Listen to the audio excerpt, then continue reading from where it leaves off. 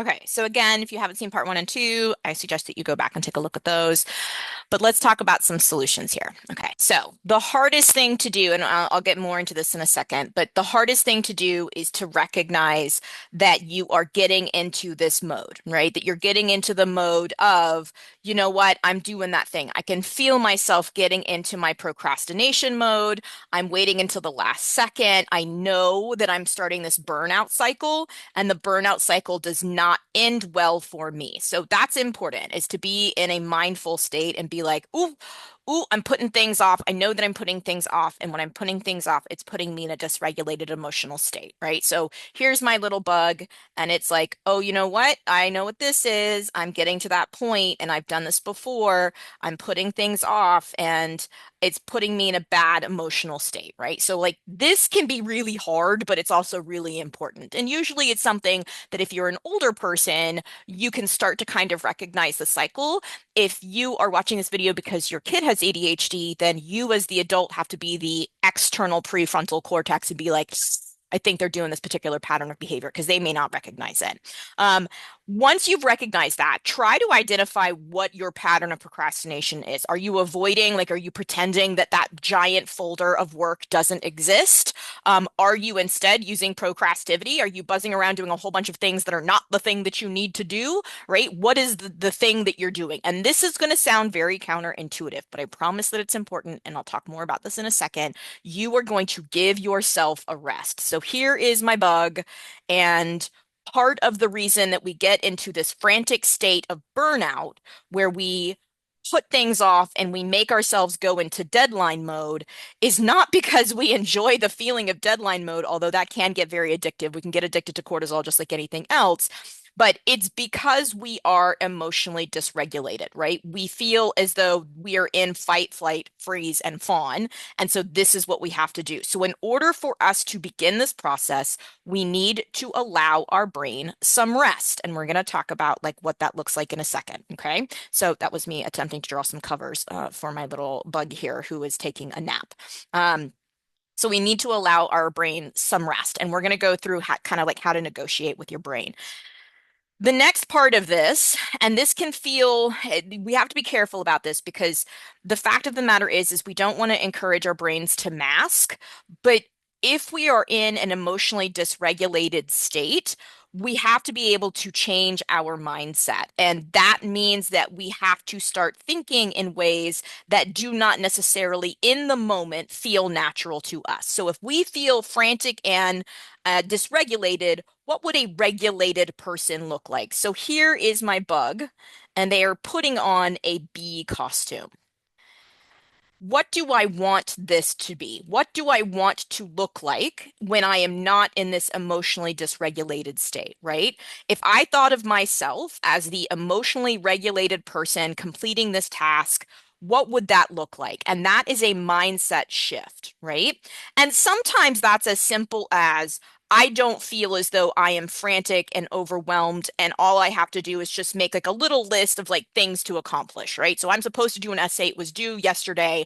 I haven't even started it. I just know that I need to do it and I don't know what to do. So what's the first thing I'm going to do? I don't know. I'm going to grab the rubric for the assignment, right? And then I'm going to open my laptop, and then I'm going to write I'm going to I'm going to write the title because I like writing titles. So I'm going to write the title, right? So sometimes it's as simple as making a little checklist, and that puts us into this mode of like productivity. But if you're here with me right now, chances are you tried this and it didn't work. Or maybe it worked before, but for some reason it's not working right now. So, what do we do with that? How do we deal with that particular situation? And the answer is the acronym PANDA. All right. I love this particular acronym. It's oftentimes used for children who have pathological demand avoidance, which can be, you can go research that. It's a fun little rabbit hole to go down to. It's very interesting. But oftentimes when we have ADHD, our brains can kind of be like a little kid that has pathological demand avoidance. I know I need to do it. I do. I am aware of the fact that I need to do it. But I can't do it, right? And how do I deal with that? Well, we don't want to scream at our brain and be like, brain, do the thing, right? And so like that doesn't help because that just further emotionally dysregulates us. So the first step that you need to do is to sit down and figure out what is the thing that is causing me to avoid, and then you're going to prioritize those things, right? So usually working with kids, this will come up again, sort of like, towards the end of the semester when we haven't had enough breaks and we are overwhelmed and we have all of the things and we don't even know where to start, right? So you're gonna make this demand list. So PANDA stands for pick your battles, anxiety management, negotiate and collaborate, disguise and manage, and adapt. So step one is pick your battle. And I'm going to stop the video right after I go through this because this is a series of steps that you kind of have to go through with your brain. And remember, if you're at the point that you're in deadline mode, your cortisol is already up here. This is a different pathway for you to choose. And you have to choose that pathway. You have to decide, I don't want to be in deadline mode. I don't want to be in the burnout cycle. I want to choose a different pathway. So this is a way for you to choose a different pathway. If it's not successful because you don't want to get bug zapped and you don't want to deal with this feeling anymore. So the first thing that you're going to do is you're going to make a list of the things that are causing you anxiety. So let's say I've got an essay that's like 2 days overdue. I've got a math packet and it's like halfway done. I have a quiz in history. And then I have a test. And if right now you're like, gosh, that seems like a lot. This is the normal load for a student nowadays. So if you're a parent watching this and you're like, I can't believe kids do that. Oh, this is actually kind of light, to be honest. So let's say I've got a test for I don't know, media studies on Friday. And today is, let's say, Tuesday. I need to clean my room because it's disgusting and I can't concentrate. I've also got to do this project where I'm supposed to make all of these things for my team. So I'm going to say team bags, right? And then also my mom keeps telling me that I need to write a letter to my grandma. And like that's another thing. So this is just a dump. Like you're just dumping all of the things that is causing the emotional dysregulation, right?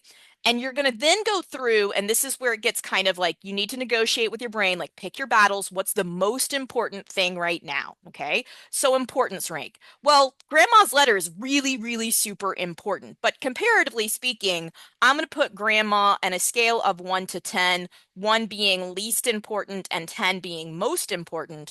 I'm going to put my letter to grandma at like a 3, right? Because like grandma gets me, she loves me. If I don't write her a letter immediately because I'm overwhelmed by everything else, she's not going to hate me, right? She's not going to like show up at my birthday and be like, you never wrote me that letter, okay?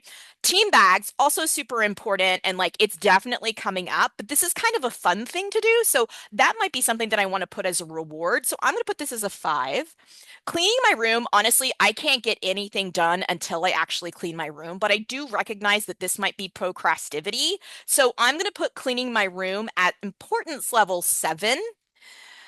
My test on Friday. I definitely need to study for my test on Friday. Today is Tuesday, and I do have a study hall on Wednesdays. So I'm going to put test on Friday. It's really, really important. I'm going to put it as a 7. Quiz in history. That's literally tomorrow. Like Wednesday is when I have my quiz. So I'm going to put that at like a 9. Math packet. That is also super important and it's late, but I know that if I talk to my teacher, he'll be cool about it. And so I'm going to put that at an 8. My essay was due 2 days ago. I've got to get this done. This is a 10. This is a 10. If I don't get this essay in, I'm not going to get another chance. Like they're not going to let me make it up. And this could cause me to fail the entire semester. Okay. So now we're going to go through and we're going to do the urgency rank. Okay. So we're going to say this is number 1. I think this is probably number 2. Let's say this is number 3, and like 1 equals most urgent. I probably should have done that in a different order. Clearly, I'm not a math major. And then I'm going to say test on Friday. I'm going to say that's probably like, I'm going to say that's a 5, and cleaning my room's a 4. Because honestly, I can't study unless I can't study unless my room is clean. So I'm going to say that's a 4. My team bags, I'm going to say that's a 6 and grandma's 7. Now I have a list. I have a list. Where do I start? What's the most important thing that I have to do is this. And if you're like, just sit down and write an essay, no, there's obviously, you need to break that into smaller pieces. But if you have a whole bunch of stuff that you have to do, and your brain is screaming at you to the point that you're doing this procrastination cycle, sitting down and negotiating with your brain and prioritizing your demands is going to help you start the different pathway. If you are still in the place in your brain where you're like, I'm just going to wait until the last minute and get it done, like at the last minute, like I always do, that's fine. Like if that works for you, fantastic. Just be aware that there's a bug zapper. And like every now and again, you're going to get zapped. And like that's going to happen. You have to come up with this for yourself, right? You have to decide, what is the pathway that do I want to take? Do I want to try a different pathway? Do I want to feel differently? Because the answer is yes, this is a way that you can do that. All right. Okay. So we'll take a look at the next video about where to go for the next step.